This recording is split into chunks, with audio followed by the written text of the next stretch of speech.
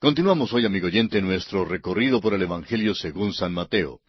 Proseguimos hoy estudiando el capítulo 22 de este Evangelio de Mateo y daremos inicio al estudio del versículo 23, analizando una vez más la respuesta que Jesús da a los saduceos. Después que salieron los herodianos, los saduceos vinieron a Jesús con su esfuerzo para hacerlo caer en el lazo. Leamos los versículos 23 al 28 de este capítulo 22.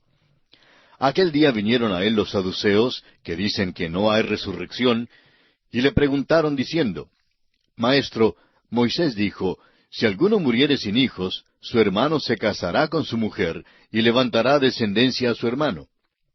Hubo pues entre nosotros 7 hermanos.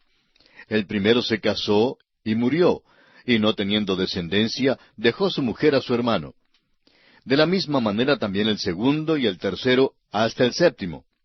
Y después de todos murió también la mujer. En la resurrección, pues, ¿de cuál de los 7 será ella mujer, ya que todos la tuvieron? Los saduceos no creían en la resurrección. Se sirvieron de una ilustración ridícula para tratar de atrapar al Señor. Imagínese usted una mujer que tuviera 7 hermanos como esposos. Ella debe haber vivido en Hollywood para poder lograr esto. Pero la pregunta de ellos fue, ¿de cuál de los 7 será ella mujer? Aquí los saduceos han errado en 2 cosas y el Señor les llama la atención sobre eso. Leamos los versículos 29 al 32. Entonces, respondiendo Jesús les dijo, Erráis ignorando las Escrituras y el poder de Dios. Porque en la resurrección ni se casarán ni se darán en casamiento, sino serán como los ángeles de Dios en el cielo. Pero respecto a la resurrección de los muertos, ¿no habéis leído lo que os fue dicho por Dios cuando dijo, Yo soy el Dios de Abraham, el Dios de Isaac y el Dios de Jacob? Dios no es Dios de muertos, sino de vivos. Oyendo esto la gente se admiraba de su doctrina. Los saduceos desconocían 2 cosas. Primero, las Escrituras, y en segundo lugar, el poder de Dios. Fue su ignorancia en estos asuntos la que los impulsó a escoger una ilustración tan ridícula. El Señor, sin embargo, pronto los desenmaraña respecto a esto. No les dice que serán ángeles en el cielo, sino que serán como los ángeles, en el sentido de que no se casarán ni serán dados en casamiento. No habría ninguna necesidad de continuar la raza humana por medio del nacimiento después de la resurrección. No habrá ninguna multiplicación de una raza por medio del nacimiento en el cielo. No habrá tal cosa como la relación de matrimonio en el cielo con el fin de propagar la raza. El Señor concluye su explicación diciéndoles que Abraham es tanto Abraham hoy en día como jamás lo fuera. Lo mismo es verdad en cuanto a Isaac y a Jacob. Estos hombres están vivos y simplemente han sido transferidos al cielo. Esto también es verdad en cuanto a nuestros seres amados en Cristo. Viven y están esperando que nos reunamos con ellos. Esta fue una gran declaración y las multitudes se quedaron admiradas de su doctrina. Ahora consideremos otro aspecto, y es la respuesta de Jesús a los fariseos. A los herodianos los ha hecho callar, a los saduceos también. Los fariseos han estado observando a Jesús y a estos 2 grupos. Vieron cómo estos hombres habían tratado de atrapar a Jesús y cómo habían fallado en sus esfuerzos. Los fariseos se dieron cuenta de que necesitarían ser muy vivos, muy listos, si querían lograr sus objetivos, y por eso enviaron a un abogado para tratar de atrapar a Jesús. Leamos los versículos 34 al 36 de Mateo capítulo 22. Entonces los fariseos, oyendo que había hecho callar a los saduceos, se juntaron a una. Y uno de ellos, intérprete de la ley, preguntó por tentarle, diciendo, Maestro, ¿cuál es el gran mandamiento en la ley? Los fariseos eran un partido religioso y político, recordemos eso. Deseaban ver al reino de David restaurado en el poder y también deseaban estar libres del yugo romano. En sus esfuerzos por restaurar el reino, podían juntarse con los herodianos, pero como partido religioso resistían toda alianza con los saduceos. Los fariseos corresponderían hoy en día a la facción conservadora de la iglesia organizada, y los saduceos podrían corresponder a la facción liberal.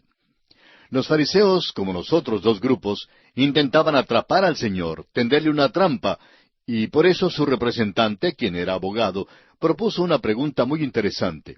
Ahora Jesús, a su vez, le dio una respuesta también muy interesante. Leamos los versículos 37 al 40. Jesús le dijo, amarás al Señor tu Dios con todo tu corazón, y con toda tu alma, y con toda tu mente. Este es el primero y grande mandamiento. Y el segundo es semejante, amarás a tu prójimo como a ti mismo. De estos dos mandamientos depende toda la ley y los profetas. Amigo oyente, si se mide su vida según esta norma dada por Jesús, pronto se dará cuenta de que está destituido de la gloria de Dios.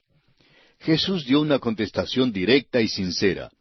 Un respeto debido para con Dios y para con el prójimo es el deber fundamental de todo hombre.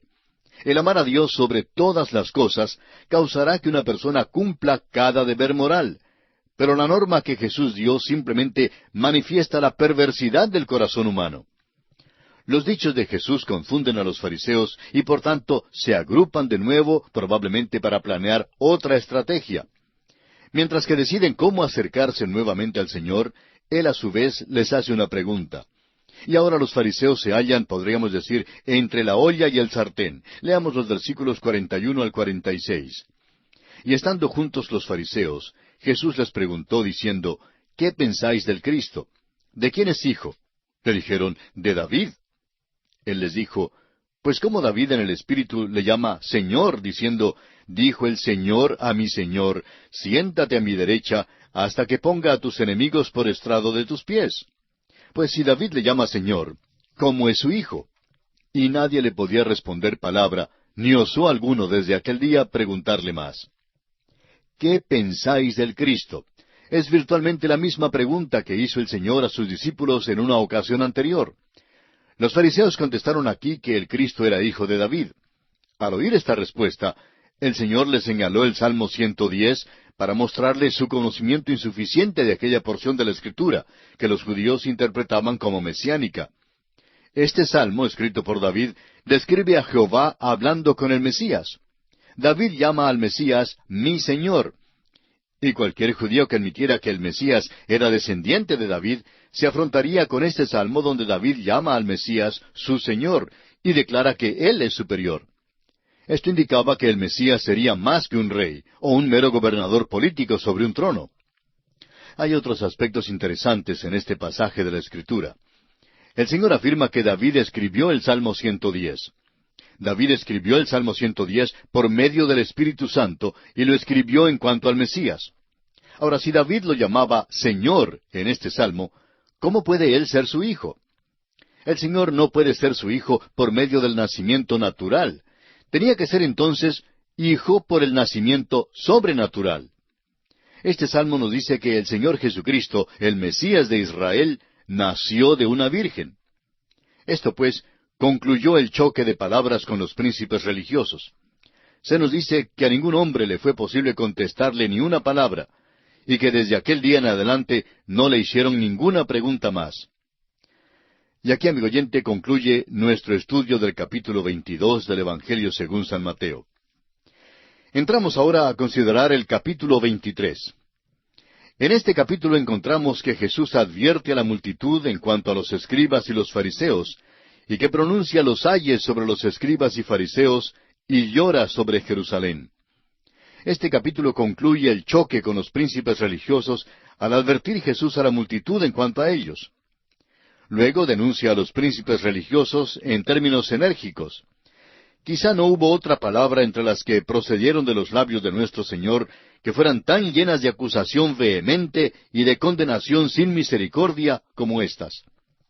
Es difícil ver cómo una persona liberal que se aparta de la palabra de Dios, cómo puede unir este capítulo con su concepto de un Jesús benigno que nunca pronunció una palabra dura mientras estuvo aquí en la tierra. Si usted, amigo oyente, lee con cuidado este capítulo 23 de San Mateo, estamos seguros de que su alma palidecerá. La denuncia pública de los fariseos tuvo lugar en el templo, la fortificación de los enemigos de Jesús. Leamos los primeros 2 versículos de este capítulo 23 de Mateo.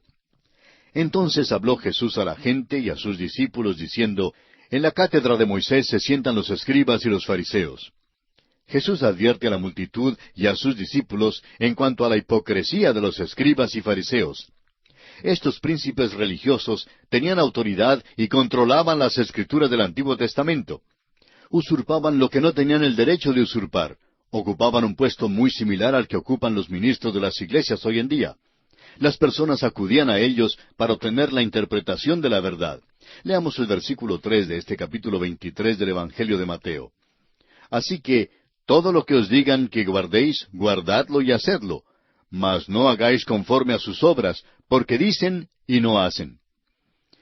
La enseñanza de los príncipes religiosos quizá era buena, pero sus vidas eran malas. No vivían conforme a las Escrituras. Cada cristiano tiene que examinar su propia vida a la luz de la Escritura.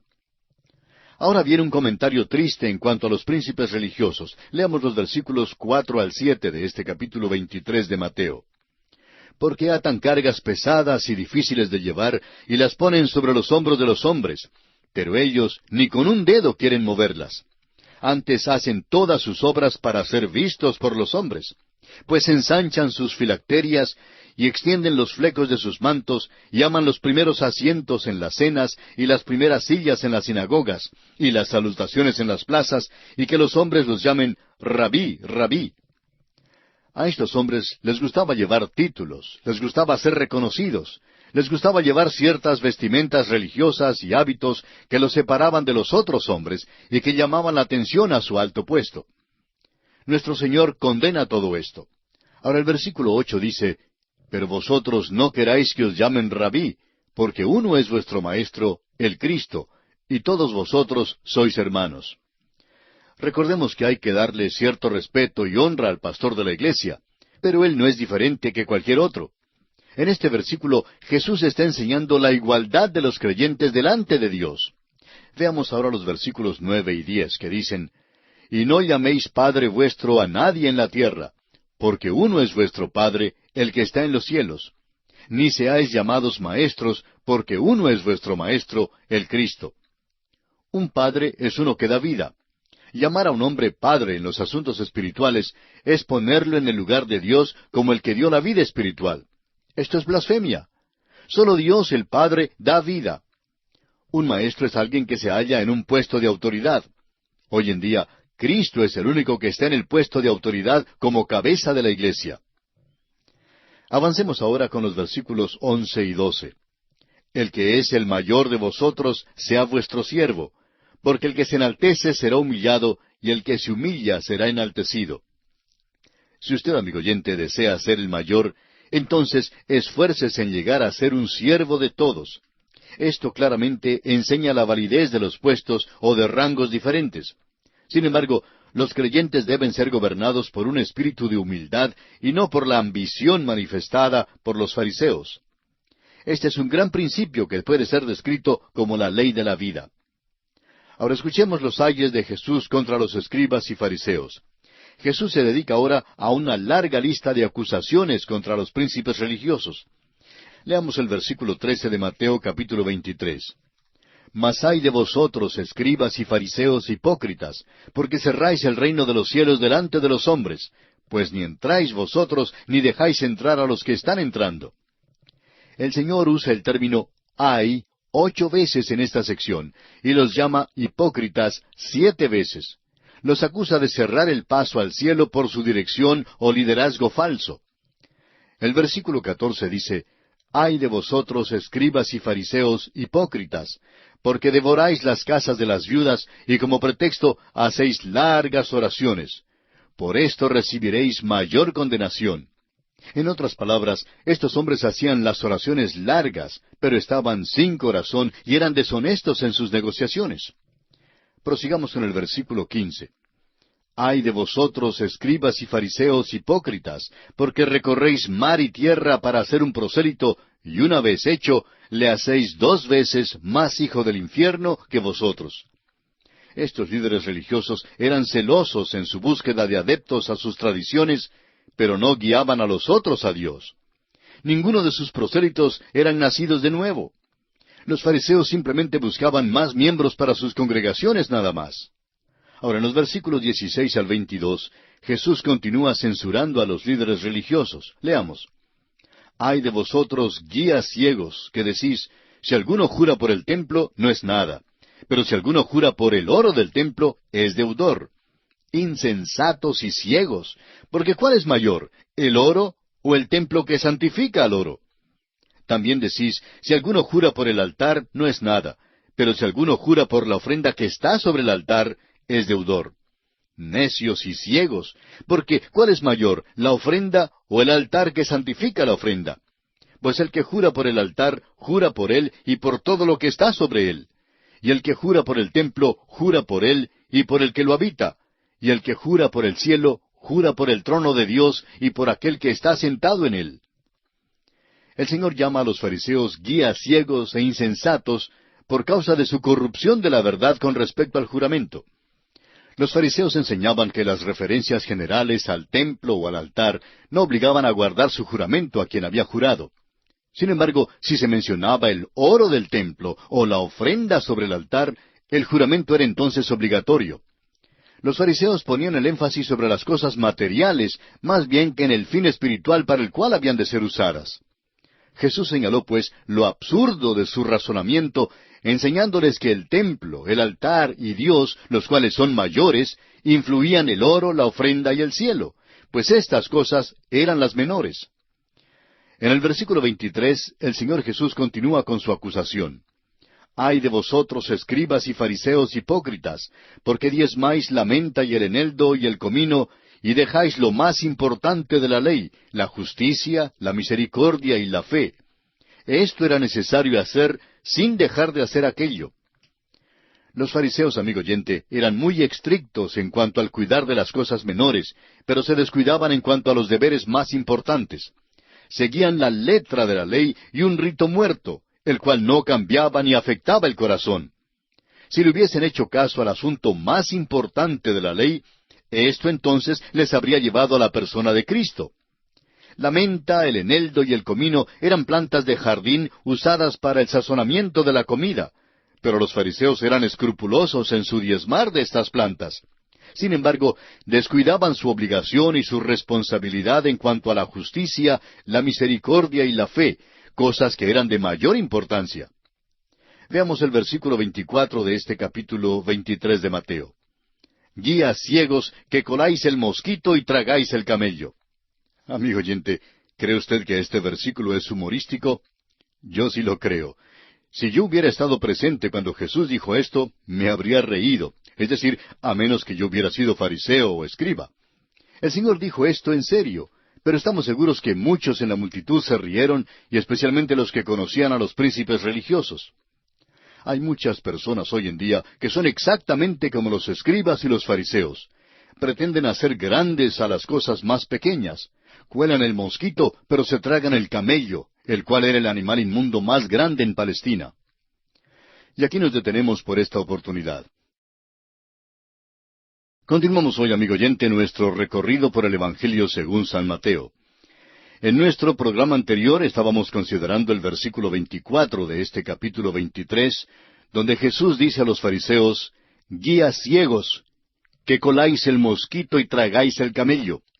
Ahora quizá este versículo nos cause un poco de risa por lo humorístico que parece. Pero el Señor dijo esto en serio y estamos seguros que muchos en la multitud que le escuchaban se rieron, y especialmente los que conocían a los príncipes religiosos. Hay muchas personas hoy en día que son exactamente como los escribas y los fariseos, que pretenden hacer grandes las cosas más pequeñas. Cuelan el mosquito y tragan el camello. A propósito, el camello era el animal inmundo más grande de Palestina. Se cuenta de una señora que solía disputar sobre lo terrible que era el pintarse los labios para las damas. Sin embargo, ella tenía la lengua más mala que cualquier otra persona que se haya conocido.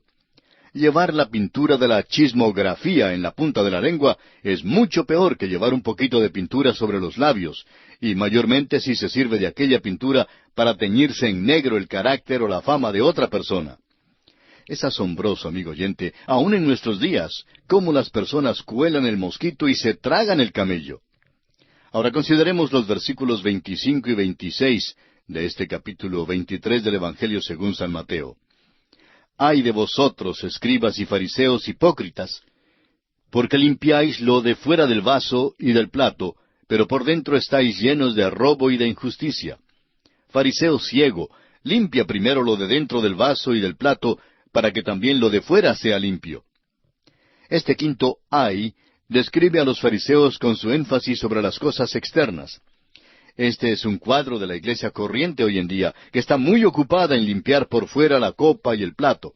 Cumplen con todas las ceremonias, desean tener el mejor equipo, hablan tan bien y tan piadosamente por fuera, pero por dentro no tratan el pecado. En la mayoría de los casos ni aun les gusta la palabra pecado. Bueno, es una palabra sucia, y el pecado tiene que ser limpiado, tiene que ser quitado, erradicado. Amigo oyente, ninguna ceremonia externa puede limpiar la corrupción interna. Los fariseos sustituyeron la realidad por el rito, la fe por la formalidad y a Dios por la liturgia. Ahora los versículos 27 y 28 dicen, «Ay de vosotros, escribas y fariseos hipócritas, porque sois semejantes a sepulcros blanqueados, que por fuera a la verdad se muestran hermosos, mas por dentro están llenos de huesos de muertos y de toda inmundicia. Así también vosotros por fuera a la verdad os mostráis justos a los hombres, pero por dentro estáis llenos de hipocresía e iniquidad». Esta es una forma figurativa de hablar muy espantosa. Los fariseos son un cuadro de la copa y el plato que están limpios por fuera, pero sucios por dentro. También es un cuadro de la iglesia organizada de hoy en día, y desafortunadamente es también un cuadro del llamado cristiano común y corriente. Muchos de los que se autodenominan cristianos son de un mármol muy bello por fuera, pero por dentro no son más que huesos muertos. Están muertos en sus delitos y pecados. Tienen la apariencia de piedad, pero niegan la eficacia de aquel poder que es capaz de tomarlos, regenerarlos y hacerlos una nueva creación en Cristo Jesús. Amigo oyente, mientras usted no acuda a Cristo como pecador y le pida el perdón de sus pecados, el hecho de que usted sea miembro de alguna iglesia queda nulo y sin valor. Usted no es nada más que un hipócrita. Eso es lo que dice el Señor aquí en este pasaje. Se dice que la mayoría de la gente hoy en día es miembro de alguna iglesia. Sin embargo, cada vez que usted entra a algún lugar público, puede notar que el 99% de la gente toma bebidas alcohólicas, usa profanidad, cuenta chistes indecentes y vive como vive el resto del mundo. Y amigo oyente, es que hay muchos sepulcros blanqueados que caminan hoy en día. Son cementerios ambulantes, unos zombis, muertos en sus delitos y pecados. Como usted ve, el Señor está usando aquí un lenguaje drástico, enérgico. Continuemos ahora con los versículos 29 al 33 de Mateo capítulo 23. «Ay de vosotros, escribas y fariseos hipócritas, porque edificáis los sepulcros de los profetas y adornáis los monumentos de los justos, y decís, si hubiésemos vivido en los días de nuestros padres, no hubiéramos sido sus cómplices en la sangre de los profetas.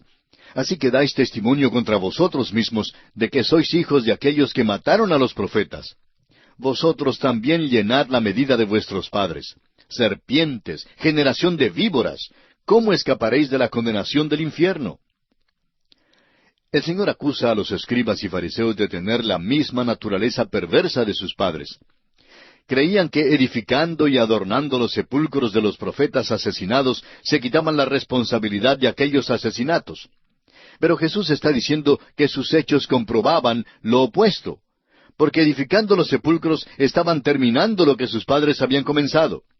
Jesús conocía lo que estaba en sus corazones y sabía que conspiraban su muerte. Muchas personas creen que por ser Jesús tan benigno y amable, nunca podría haber golpeado súbita y violentamente una mosca ni aplastado una uva. Esto simplemente no es verdad. El Señor llama a estos escribas y fariseos serpientes y víboras. Amigo oyente, ¿conoce usted otro lenguaje que sea más drástico que este? El Señor dice que estos hombres son hijos de víboras. Esto es devastador para aquella doctrina que enseña la hermandad universal del hombre y la paternidad universal de Dios. Amigo oyente, Dios no lo reconocerá a usted como su amigo, ni mucho menos como su hijo, si usted persiste en rechazar a Jesucristo, el unigénito Hijo de Dios. La única manera de llegar a ser hijo de Dios es recibiendo, creyendo en Jesucristo como su Salvador personal. El apóstol Juan, en el primer capítulo de su Evangelio, versículo 12, manifiesta con toda claridad, mas a todos los que le recibieron, a los que creen en su nombre, les dio potestad de ser hechos hijos de Dios. En estos versículos el Señor habla en términos drásticos. Jesucristo vino a la tierra para morir por nuestros pecados porque nos ama. Pero si usted, amigo oyente, lo rechaza, Él llegará a ser su juez. Leamos ahora los versículos 34 al 36 del capítulo 23 de Mateo. Por tanto, he aquí yo os envío profetas y sabios y escribas, y de ellos a unos mataréis y crucificaréis, y a otros azotaréis en vuestras sinagogas, y perseguiréis de ciudad en ciudad, para que venga sobre vosotros toda la sangre justa que se ha derramado sobre la tierra, desde la sangre de Abel el justo hasta la sangre de Zacarías, hijo de Berequías, a quien matasteis entre el templo y el altar. De cierto os digo que todo esto vendrá sobre esta generación. Profetas, sabios y escribas son términos muy conocidos para estos oyentes del Señor. La persecución de estos hombres por los fariseos aumentaría así su culpa, de tal manera que el Señor tuvo que enviar el juicio divino sobre aquella generación de la nación.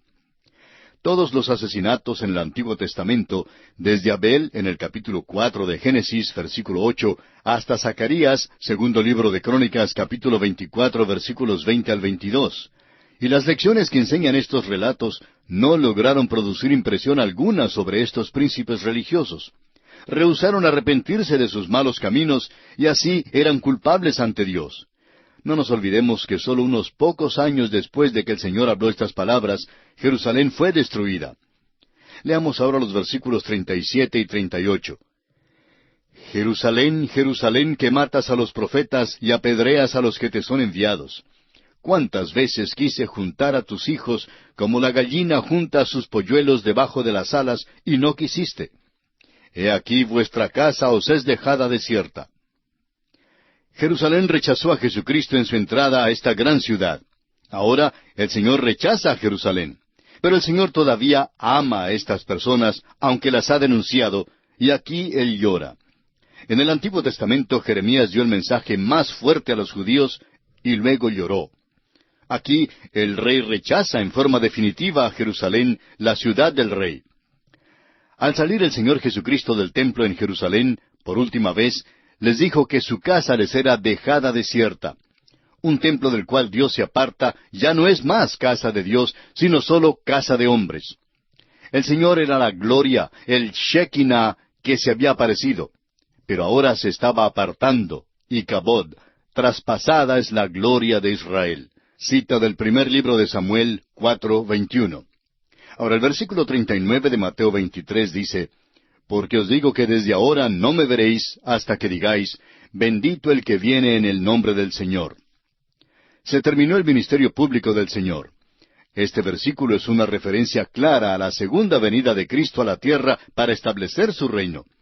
Podemos referirnos a Isaías capítulo 11, a Jeremías capítulo 23, versículos 5 al 8, y a Zacarías capítulo 14, versículos 4 al 21.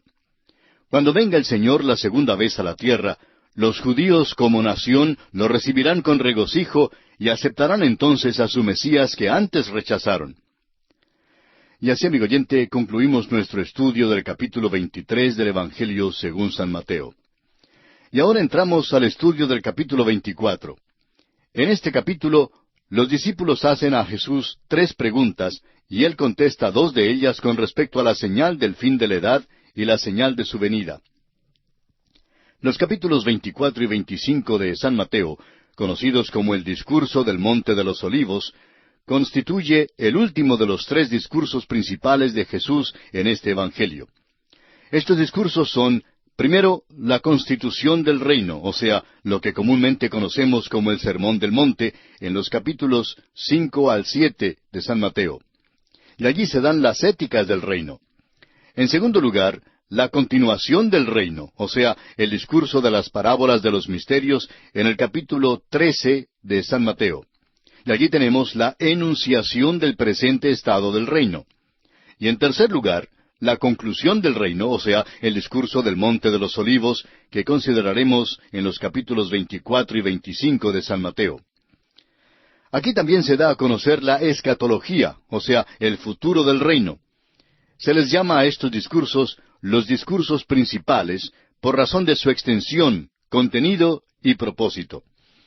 Después de que Jesús anunció al final del capítulo 23 que Jerusalén no le vería más hasta su regreso, en aquel tiempo cuando ellos dirían, «Bendito el que viene en el nombre del Señor», sus discípulos quedaron perplejos, pues esperaban la instauración del reino y no tales palabras.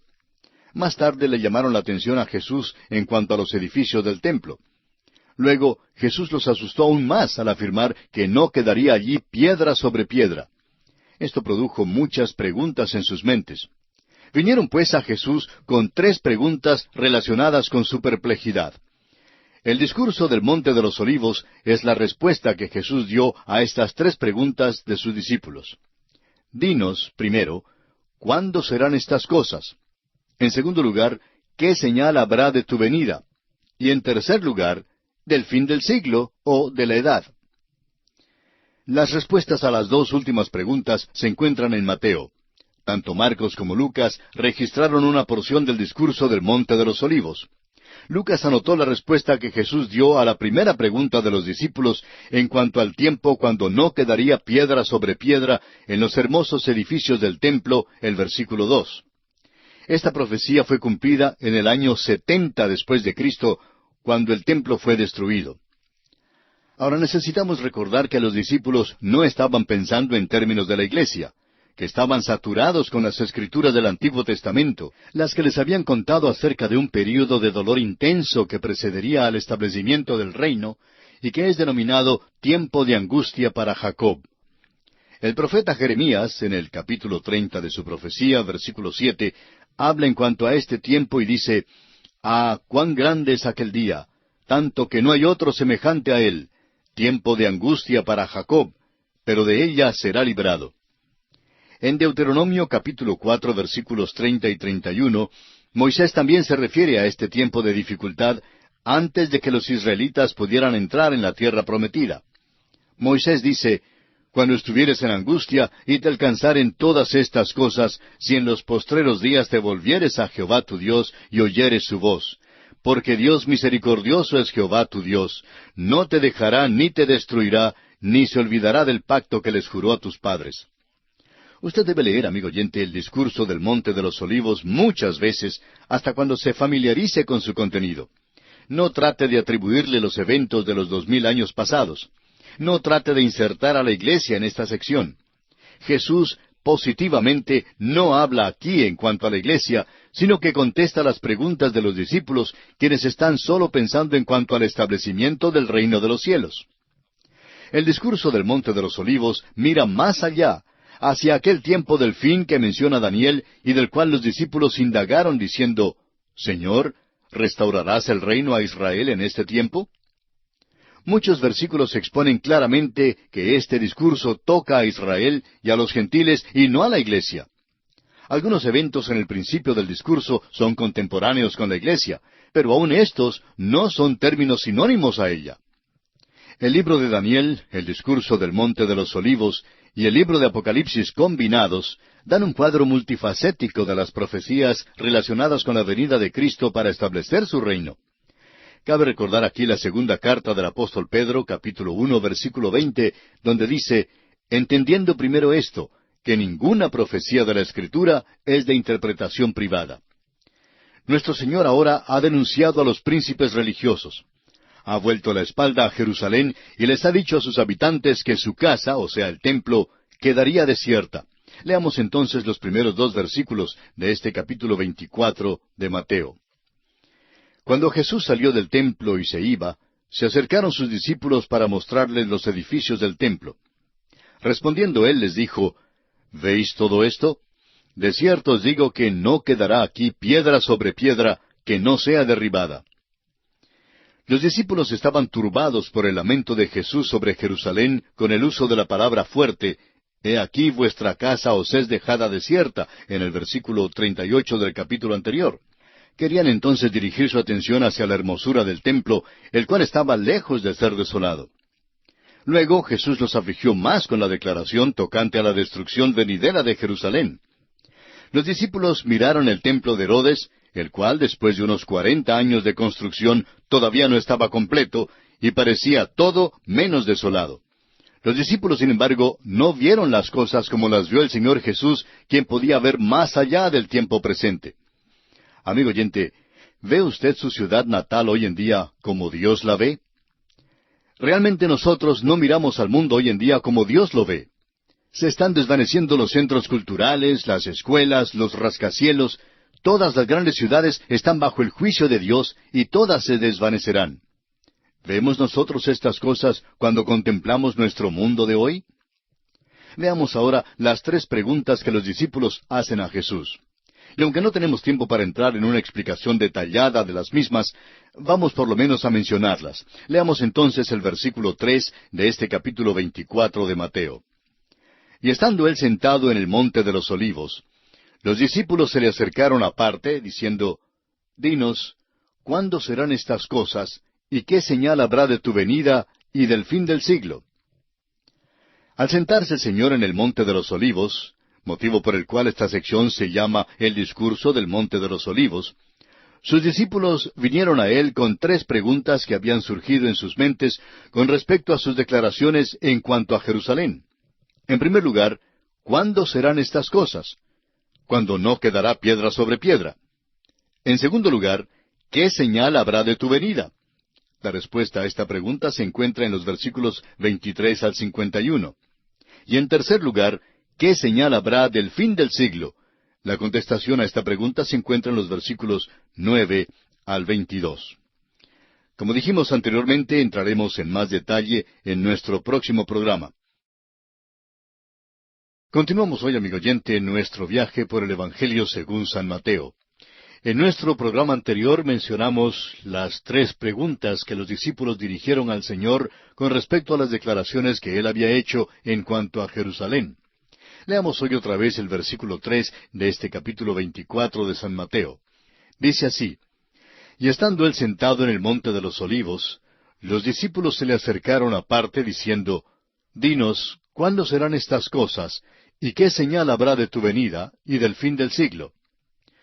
Dijimos que al sentarse el Señor en el monte de los olivos, motivo por el cual esta sección se llama el discurso del monte de los olivos, sus discípulos vinieron a él con tres preguntas que habían surgido en sus mentes tocante a sus declaraciones en cuanto a Jerusalén.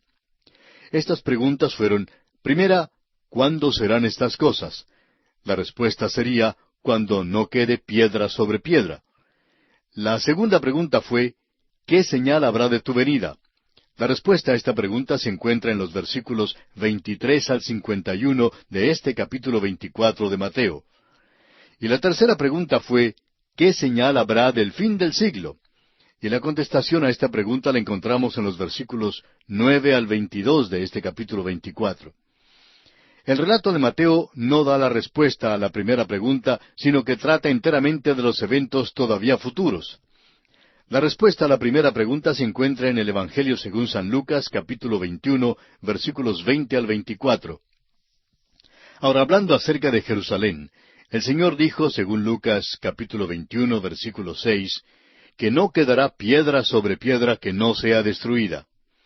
Esto es interesante porque en Jerusalén existe el Muro de los Lamentos. El hecho es que el muro está construido de muchas clases de piedras. La historia nos dice que el Muro de los Lamentos fue construido con piedras tomadas de diferentes edificios en diferentes períodos. Ahora, en el pináculo del templo, el cual es la esquina de la zona del templo, las excavaciones arqueológicas han revelado que hay toda clase de piedras de los distintos períodos históricos. Ahora, ¿qué significa esto? Amigo oyente, significa que no quedó piedra sobre piedra. Tito realmente destruyó a Jerusalén en el año 70 después de Cristo. Cuando esto sucedió, se cumplió una tercera parte de este discurso del Monte de los Olivos. Ahora, la razón por la cual el Evangelio de Mateo no da la respuesta a la primera pregunta es porque Mateo es el Evangelio del reino. Mateo presenta al Rey. La destrucción de Jerusalén tenía que ver con la edad en que vivimos, pero no tiene nada que ver con el futuro cuando el Rey regrese para establecer su reino. El Señor responderá a las preguntas de los discípulos en su orden cronológico y lógico. Contestará su última pregunta primero y la segunda pregunta al final. La primera cosa de la cual trata el Señor es la señal del fin del siglo, o con más precisión, el fin de la edad. El mundo nunca llegará a su fin. El viejo mundo pasará y una nueva tierra entrará en escena. Será algo semejante a lo que ocurre cuando usted cambia un artículo viejo por uno nuevo. Usted no se queda sin el artículo, simplemente entrega el viejo por uno nuevo y dice que es el fin de la edad del artículo viejo y el principio de la edad del artículo nuevo. Así también, la vieja tierra será cambiada por una nueva. La iglesia no se encuentra en este cuadro de ningún modo. El hecho es que cuando se llegue al fin de la edad, ya la iglesia se habrá ido y usted se encontrará en los últimos días de la nación de Israel. El Señor está hablando en cuanto al período de la gran tribulación, y así lo designa en este discurso. Leamos ahora el versículo 4 de Mateo capítulo 24. Respondiendo Jesús les dijo, mirad que nadie os engañe. La frase, mirad que nadie os engañe, es característica de toda esta edad. El Señor da esta palabra de advertencia porque habrá mucha decepción, mayormente durante el período de la tribulación, cuando aparecerá el anticristo. El apóstol Pedro nos amonesta en su segunda epístola, capítulo 2, versículo 1, diciendo, pero hubo también falsos profetas entre el pueblo, como habrá entre vosotros falsos maestros, que introducirán encubiertamente herejías destructoras, y aun negarán al Señor que los rescató, atrayendo sobre sí mismos destrucción repentina. Los profetas no son para este período, y debemos guardarnos de los falsos maestros. Hay muchos falsos maestros por todos lados, y algunos alegan hasta ser profetas. Debemos pues comprobar lo que ellos dicen por medio de las Escrituras. El Señor continúa en el versículo 5 diciendo, porque vendrán muchos en mi nombre diciendo, yo soy el Cristo, y a muchos engañarán. Cerca del fin de la edad, muchas personas alegarán ser el Cristo. Hay tales personas presentes entre nosotros ahora mismo. Ya hay algunas en algunas partes. Se cuenta de un hombre que estableció una ciudad santa, por así decirlo, en el norte de California, en los Estados Unidos. Este hombre esperaba ser llamado a Washington en cualquier momento para resolver los problemas del mundo, según él. No hay ninguna ciudad santa en la faz de la tierra, pero algún día, muy pronto, el Señor vendrá del lugar santísimo en el cielo a esta tierra, y Él entonces será quien resuelva todos los problemas. Debemos recordar que aún ahora hay muchos anticristos, pero al fin de la edad vendrá uno solo, el anticristo, quien resistirá a Cristo y se establecerá como la única autoridad. El Señor continúa hablando en el versículo 6 de Mateo 24 y dice, y oiréis de guerras y rumores de guerras. Mirad que no os turbéis, porque es necesario que todo esto acontezca, pero aún no es el fin. Las guerras y rumores de guerras en ninguna manera señalan que estamos al fin de la edad. El Señor está llenando el vacío entre aquel tiempo en que los discípulos estaban y el fin de la edad. Es fácil creer que las guerras mayores sean la indicación de que estamos al fin de la edad. Pero han estallado muchas guerras mayores durante los miles de años del pasado, y ha habido solamente unos 200 años de paz. Muchos cuentan que al final de la Primera Guerra Mundial se publicó muchos libros que señalaban que aquel mismo tiempo sería el fin del mundo. La Primera Guerra Mundial causó ese tipo de pensar. Pero después de la guerra pasamos por un tiempo de depresión mundial. Luego vino la Segunda Guerra Mundial y entonces la bomba atómica.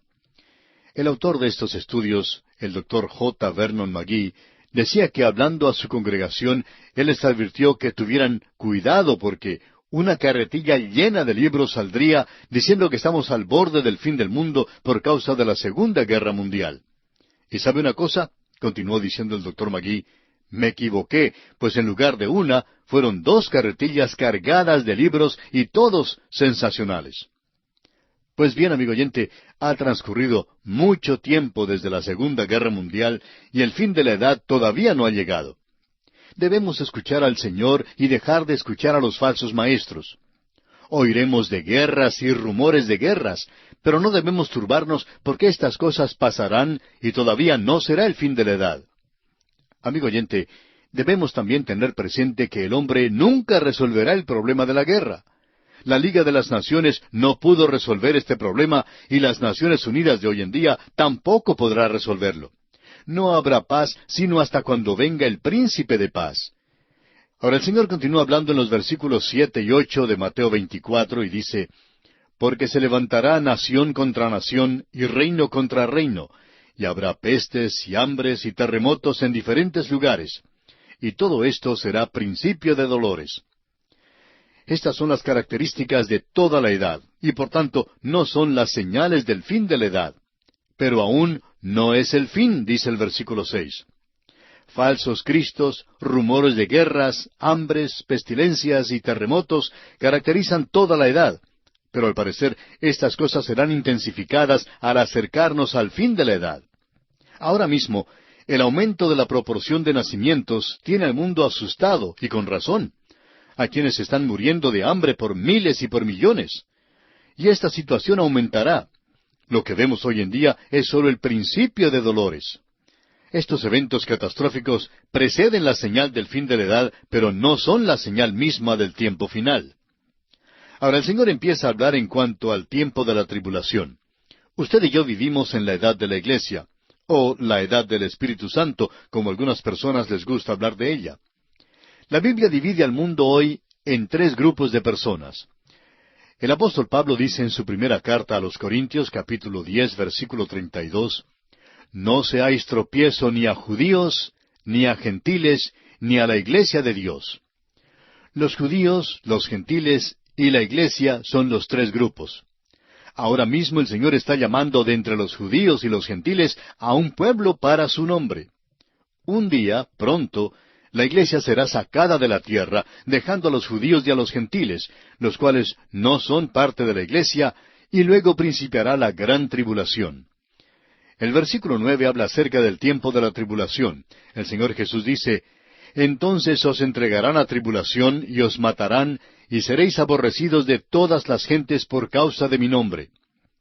La palabra «entonces» avanza la cronología de eventos a la primera parte de la 70ª semana de Daniel, que encontramos en el libro de Daniel, capítulo 9, versículos 24 al 27.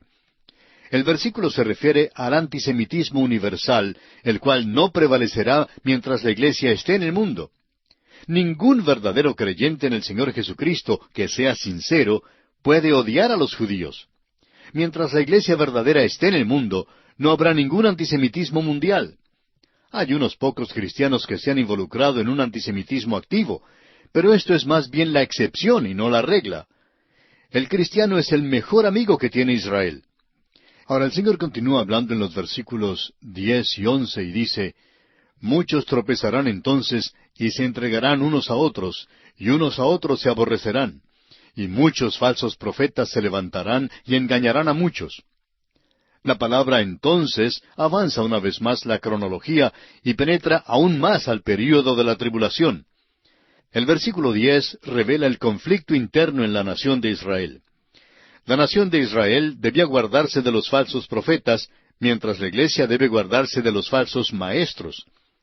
El apóstol Pedro en su segunda carta, capítulo 2, versículo 1, dice, «Pero hubo también falsos profetas entre el pueblo, como habrá entre vosotros falsos maestros, que introducirán encubiertamente herejías destructoras y aún negarán al Señor que los rescató, atrayendo sobre sí mismos destrucción repentina». Ahora, en el versículo 12 de este capítulo 24 de San Mateo, el Señor Jesucristo dice, «Y por haberse multiplicado la maldad, el amor de muchos se enfriará».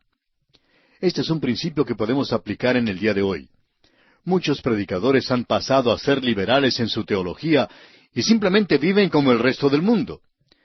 Un predicador liberal que se ha apartado de las enseñanzas bíblicas dijo que no valía la pena luchar contra el mundo. Dijo que era mucho mejor asociarse con el mundo. Esta clase de actitud que este predicador manifiesta abunda hoy en día en el mundo, y por causa de la iniquidad, el amor de muchos se enfría. Esto será aún más verdadero en el fin de la edad. La severidad de las catástrofes causará que casi todos los habitantes de Israel abandonen cualquier pretensión de ser píos. Ahora, en el versículo 13 de este capítulo 24 de Mateo, el Señor continúa y dice, «Mas el que persevere hasta el fin, éste será salvo». Este versículo tiene referencia particular al pueblo de Dios, es decir, a Israel, durante la gran tribulación, que es un período sumamente breve. No hay duda que los hijos de Dios perseverarán hoy hasta el fin, pues esta no es una condición para la salvación, sino más bien un resultado de la salvación. Así lo podemos leer en Juan 10, 26 al 30 y Romanos 8, 29 al 39. De nuevo se nos da un principio que es aplicable para el día de hoy. Cuando alguien dice, fulano de tal era muy activo en la iglesia, pero ahora se ha descarriado y ha vuelto al pecado, y luego pregunta, ¿es salvo? Solo podemos contestar que no sabemos porque en realidad no sabemos. Tendremos que esperar para ver lo que pasa. Aquellos que perseveren hasta el fin serán salvos. Tendremos que esperar para ver lo que pasa. Lo que sí podemos decirle es que los cerdos eventualmente irán a parar en el chiquero y que todos los hijos pródigos hallarán su camino de regreso a la casa del Padre. Es perturbador hallar a un hijo en un chiquero, al igual que hallar un cerdo en la casa del Padre. El apóstol Pedro dice que la puerca lavada vuelve a revolcarse en el cieno. Los cerdos se lavan de vez en cuando. Uno de los cerdos acompañó al hijo pródigo a la casa del padre, estrenó una cinta rosada y muy linda en el cuello, se lavó los dientes con dentífrico y se parecía mucho a un hijo verdadero, pero en realidad no lo era. Aquellos que perseveren hasta el fin serán salvos. Tendremos que esperar para ver lo que pasa. A veces una oveja se mete en el lodo. A veces un hijo entra en el chiquero de los cerdos, pero amigo oyente, no se quedará allí. ¿Por qué? Pues porque tiene un maravilloso pastor. Ahora, en el versículo 14 llegamos a otro aspecto importante. Jesús dice, y será predicado este evangelio del reino en todo el mundo para testimonio a todas las naciones, y entonces vendrá el fin. El evangelio del reino es lo que predicó Juan el Bautista en Mateo capítulo 3 versículo 2. Y también lo predicó Jesús mismo en el principio de su ministerio, según lo vimos en el capítulo 4 del Evangelio según San Mateo.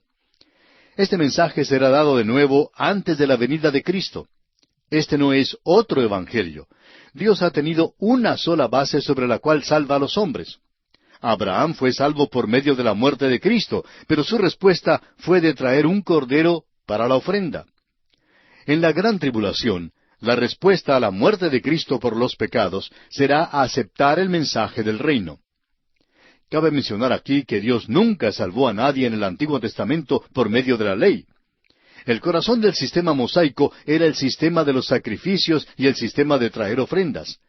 La ley fue dada para revelar el hecho de que había quienes violaban la ley, los que no obedecían a Dios. Muchas personas pensaban que no necesitaban un sustituto por sus pecados, ni que tenían que pagar un castigo por el pecado. La ley, amigo oyente, sirve el mismo propósito todavía en nuestros días. Fue dada, como dice el apóstol Pablo en el capítulo 3 de su carta a los Romanos, versículo 19, para que toda boca se cierre y todo el mundo quede bajo el juicio de Dios. Todo hombre ha violado y viola la ley, y así se constituye en pecador que necesita un Salvador. Lo que debe hacer es aceptar a Jesucristo como Salvador personal antes que Él venga en juicio como Rey soberano sobre este universo. Ahora Jesús da la señal que identificará este período. Leamos el versículo 15 de Mateo capítulo 24. Por tanto, cuando veáis en el lugar santo la abominación desoladora de que habló el profeta Daniel, el que lee, entienda. Ahora, ¿qué es la abominación desoladora? No tenemos hoy tiempo para considerar esto en detalle completo, pero quisiéramos mencionar que hay dos casos que se relatan en el libro de Daniel y que se mencionan como la abominación desoladora. Un caso se encuentra en Daniel capítulo 11, versículo 31, donde dice, «Y se levantarán de su parte tropas que profanarán el santuario y la fortaleza, y quitarán el continuo sacrificio, y pondrán la abominación desoladora». El otro caso se encuentra en el capítulo 12 de Daniel, versículo 11, donde dice, «Y desde el tiempo que se ha quitado el continuo sacrificio hasta la abominación desoladora, habrá 1290 días». Continuaremos considerando estos dos casos que son relatados en el libro de Daniel, Dios mediante, en nuestro próximo programa. Mientras tanto, les sugerimos leer el resto de este capítulo 24 de Mateo que estamos estudiando, para que así esté más familiarizado con su contenido y sea más provechoso para usted acompañarnos en este estudio. Continuamos hoy, amigo oyente, nuestro viaje por el Evangelio según San Mateo. En nuestro programa anterior estábamos comenzando a considerar la gran tribulación con sus apuros y dolores, y nos detuvimos en el versículo 15 de este capítulo 24 de Mateo. Así que hoy vamos a leerlo una vez más. Por tanto, cuando veáis en el lugar santo la abominación desoladora de que habló el profeta Daniel, el que lee entienda. Ahora, ¿qué es la abominación desoladora? Bueno, dos casos se relatan en el libro de Daniel y se mencionan como la abominación desoladora. Dijimos en nuestro programa pasado que un caso se encuentra en Daniel capítulo 11 versículo 31, donde dice: «Y se levantarán de su parte tropas que profanarán el santuario y la fortaleza, y quitarán el continuo sacrificio, y pondrán la abominación desoladora».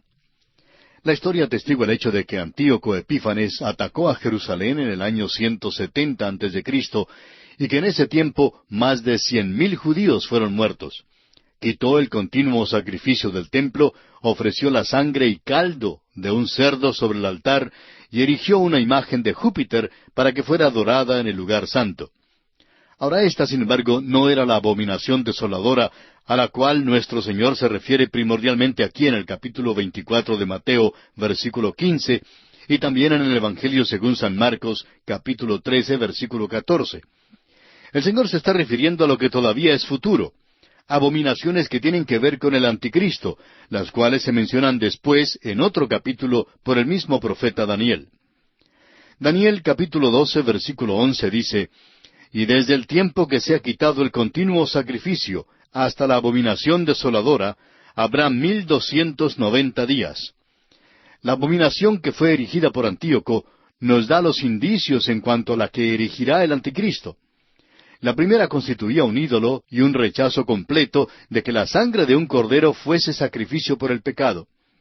El ídolo que será erigido por el anticristo estará en el lugar santo y será la abominación desoladora a la cual se refiere el Señor Jesús y que también se encuentra en Apocalipsis capítulo 13, versículos 11 al 18, donde dice: «Después vi otra bestia que subía de la tierra, y tenía 2 cuernos semejantes a los de un cordero, pero hablaba como dragón, y ejerce toda la autoridad de la primera bestia en presencia de ella, y hace que la tierra y los moradores de ella adoren a la primera bestia, cuya herida mortal fue sanada. También hace grandes señales, de tal manera que aún hace descender fuego del cielo a la tierra delante de los hombres. Y engaña a los moradores de la tierra con las señales que se le ha permitido hacer en presencia de la bestia, mandando a los moradores de la tierra que le hagan imagen a la bestia que tiene la herida de espada, y vivió. Y se le permitió infundir aliento a la imagen de la bestia, para que la imagen hablase e hiciese matar a todo el que no la adorase. Y hacía que a todos, pequeños y grandes, ricos y pobres, libres y esclavos, se les pusiese una marca en la mano derecha o en la frente, y que ninguno pudiese comprar ni vender, sino el que tuviese la marca o el nombre de la bestia o el número de su nombre. Aquí hay sabiduría. El que tiene entendimiento, cuente el número de la bestia, pues es número de hombre, y su número es 666. El templo evidentemente será reconstruido, y la nación de Israel estará de vuelta en Palestina. Las iglesias no tienen ningún lugar santo. Esta sección no puede ser aplicada a la iglesia de Cristo. Daniel fue el único profeta mencionado por nombre en el discurso del Monte de los Olivos. El Señor también hizo una distinción obvia cuando añadió: «El que lee, entienda». La abominación desoladora será la señal del fin de esta edad. Ahora, volviendo al capítulo 24 de San Mateo, leamos el versículo 16. «Entonces los que estén en Judea huyan a los montes». Amigo oyente, yo no espero huir a los montes de Judea. La palabra «entonces» aquí coloca a este período inmediatamente después del rompimiento del pacto con Israel por el anticristo, que leemos en el versículo 27 del capítulo 9 de la profecía de Daniel, donde dice: «Y por otra semana confirmará el pacto con muchos. A la mitad de la semana hará cesar el sacrificio y la ofrenda. Después, con la muchedumbre de las abominaciones, vendrá el desolador, hasta que venga la consumación, y lo que está determinado se derrame sobre el desolador». Esto introduce el período intenso del dolor de la tribulación. Una vez más, fíjese que esto no puede tener ninguna aplicación a la iglesia en ninguno de los continentes, sino solo a un pueblo en Judea.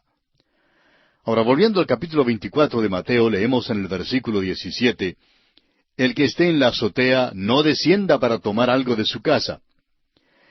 En la tierra de Palestina, el patio, el pórtico que da a la calle, el pórtico de atrás, etcétera, todos quedan en la azotea de la casa. La azotea en las casas en Palestina corresponde a nuestros patios o pórticos en el día de hoy. Ahora el versículo 18 dice, «Y el que esté en el campo no vuelva atrás para tomar su capa». Esto se refiere a las personas que se ocupan de la agricultura. Si un hombre en el campo dejó su capa colgada en la cerca al final del terreno por la mañana cuando hacía fresco, y viene la noticia de que la abominación desoladora ha aparecido, él no debe volver para tomar su capa, sino que debe empezar a correr. El Señor continúa diciendo en el versículo 19, «Mas ay de las que estén encintas y de las que críen en aquellos días».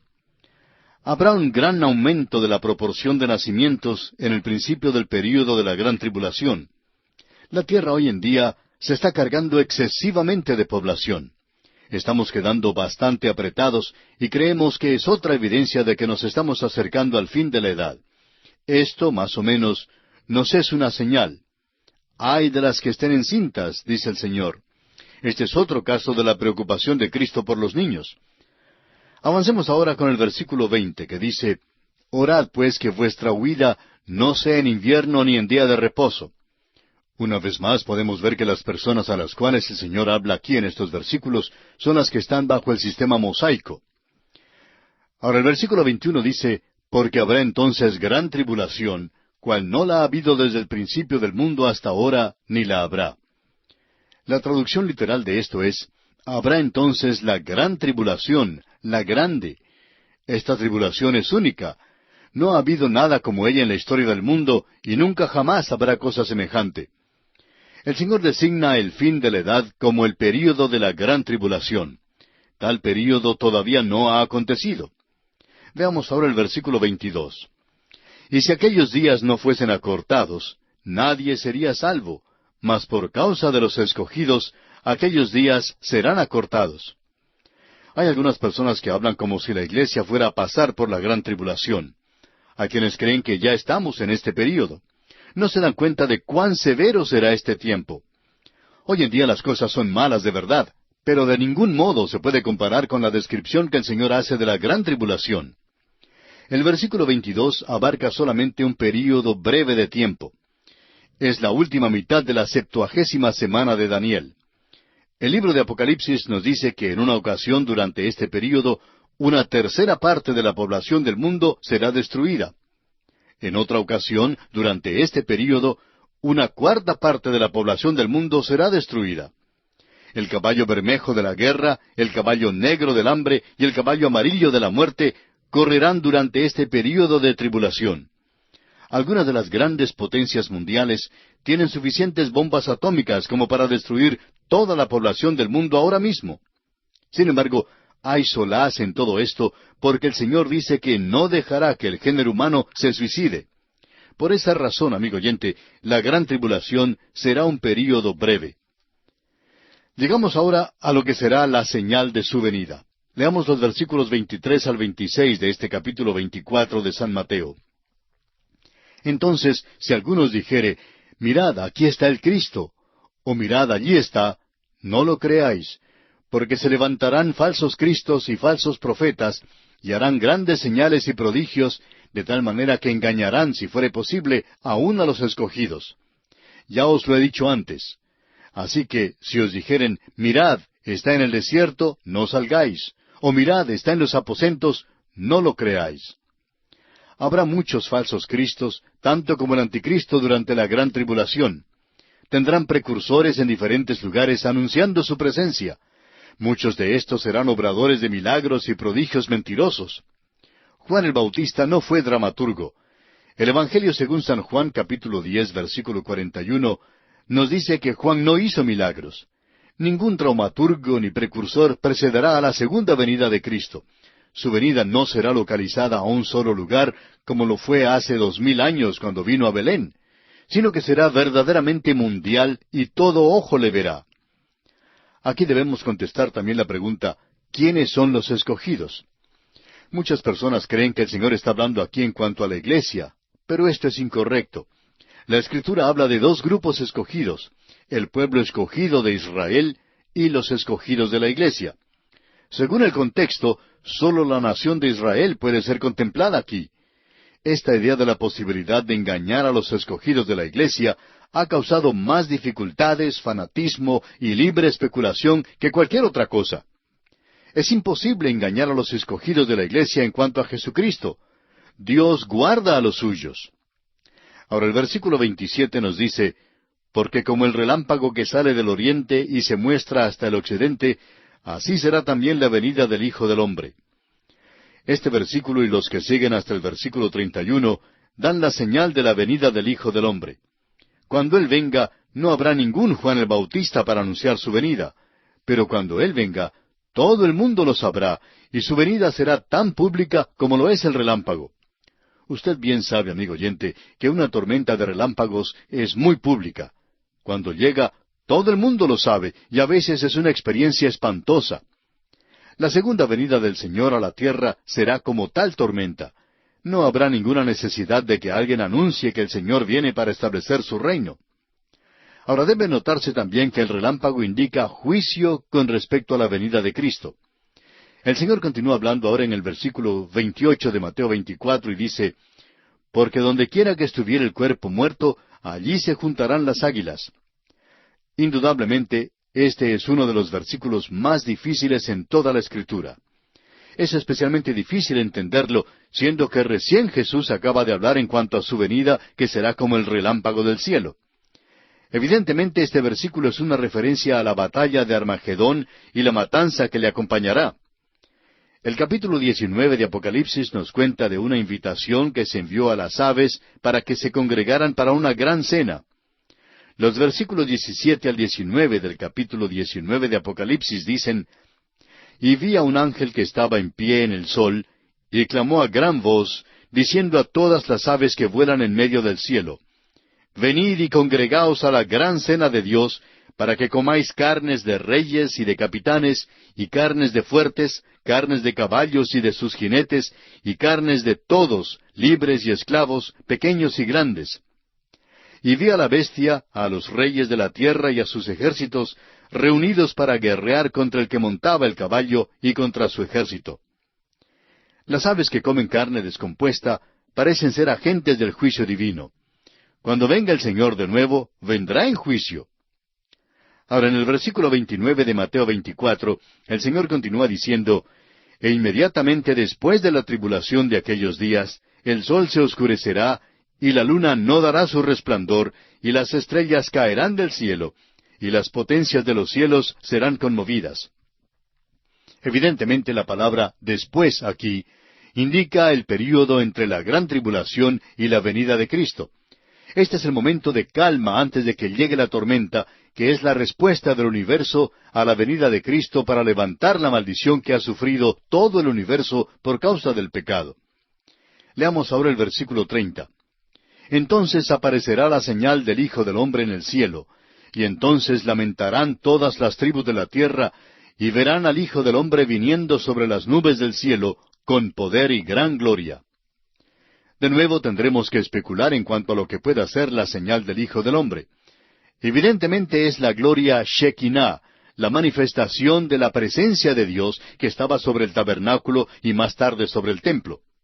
Ninguna nación sino Israel ha tenido jamás la gloria Shekinah. El apóstol Pablo nos dice en su carta a los Romanos capítulo 9 versículo 4 que son israelitas de los cuales son la adopción, la gloria, el pacto, la promulgación de la ley, el culto y las promesas. La Iglesia tampoco tiene esta gloria. Allá en el Antiguo Testamento, la gloria Shekinah se apartó de Israel. Cuando el Señor Jesús vino a la tierra por primera vez, dejó su gloria y caminó como un hombre perfecto. Hubo veces, sin embargo, cuando su gloria se transparentó y los hombres la vieron. Cuando Cristo venga a la tierra por segunda vez, la señal será la aparición o la manifestación de la gloria Shekinah. El versículo 31 de Mateo 24, que seguimos estudiando, dice, y enviará a sus ángeles con gran voz de trompeta, y juntarán a sus escogidos de los cuatro vientos, desde un extremo del cielo hasta el otro. Los escogidos de los cuales habla este versículo todavía son los israelitas. Los profetas del Antiguo Testamento predijeron un milagro que traería a los judíos de vuelta a su tierra. Ahora esta no es la iglesia, la cual será arrebatada del mundo para recibir al Señor en el aire. Los ángeles no figuran en el rapto. El Señor vendrá en persona a recibir a su iglesia con trompeta y su voz será de arcángel. No necesitará ninguna ayuda para reunir a su iglesia. Murió por ella y la reunirá. Así lo expresa el apóstol Pablo en su primera epístola a los Tesalonicenses, capítulo 4, versículos 13 al 18, cuando dice: Tampoco queremos, hermanos, que ignoréis acerca de los que duermen, para que no os entristezcáis como los otros, que no tienen esperanza. Porque si creemos que Jesús murió y resucitó, así también traerá Dios con Jesús a los que durmieron en él. Por lo cual os decimos esto en palabra del Señor, que nosotros que vivimos, que habremos quedado hasta la venida del Señor, no precederemos a los que durmieron. Porque el Señor mismo, con voz de mando, con voz de arcángel y con trompeta de Dios, descenderá del cielo, y los muertos en Cristo resucitarán primero. Luego nosotros, los que vivimos, los que hayamos quedado, seremos arrebatados juntamente con ellos en las nubes para recibir al Señor en el aire, y así estaremos siempre con el Señor. Por tanto, alentaos los unos a los otros con estas palabras. También el versículo 49 del capítulo 13 de este Evangelio de Mateo y el versículo 7 de Apocalipsis 1 son pasajes paralelos. Ahora el término los escogidos aquí se refiere a Israel. Para comprobar esto, leamos en el capítulo 16 del profeta Jeremías, versículos 14 y 15, donde dice: No obstante, he aquí vienen días, dice Jehová, en que no se dirá más: Vive Jehová, que hizo subir a los hijos de Israel de tierra de Egipto, sino: Vive Jehová, que hizo subir a los hijos de Israel de la tierra del norte, y de todas las tierras a donde los había arrojado, y los volveré a su tierra, la cual di a sus padres. Ahora leamos los versículos 32 al 36 de este capítulo 24 del Evangelio según San Mateo. De la higuera aprended la parábola. Cuando ya su rama está tierna y brotan las hojas, sabéis que el verano está cerca. Así también vosotros, cuando veáis todas estas cosas, conoced que está cerca, a las puertas. De cierto os digo que no pasará esta generación hasta que todo esto acontezca. El cielo y la tierra pasarán, pero mis palabras no pasarán. Pero del día y la hora nadie sabe, ni aun los ángeles de los cielos, sino solo mi Padre. La higuera aquí se refiere a la nación de Israel. Para verificarlo podemos leer Jeremías capítulo 24, versículos 1 al 5, y en Oseas capítulo 9, versículo 10. Creemos que la viña y la higuera representan a Israel en las Escrituras. Ciertamente hay árboles y viñas que crecen en abundancia en aquella tierra, aun después de todo lo que ha pasado allí. Y creemos que en estos versículos el Señor está hablando en cuanto a la nación que ocupa aquella tierra. Hay dos explicaciones posibles con respecto a la generación que no pasará hasta que todas estas cosas acontezcan, que se menciona aquí en el versículo 34. Puede significar que la generación que viva en aquel entonces verá todos estos eventos, o puede significar que la nación de Israel no pasará. Ahora, preferimos creer que el Señor se está refiriendo al hecho de que la nación de Israel no pasaría hasta que todas estas cosas acontezcan. Parece que la historia da testimonio de esto. Como ya hemos visto, la gran tribulación es todavía un evento futuro, y la nación de Israel todavía existe. A Amán nunca le fue posible destruir a los judíos. Faraón tampoco pudo destruirlos. Hitler no logró aniquilarlos, y ningún dictador podrá exterminarlos. Amigo oyente, Dios los protegerá. Y aquí nos detenemos por esta oportunidad. Concluiremos nuestro estudio de este capítulo 24 de San Mateo en nuestro próximo programa.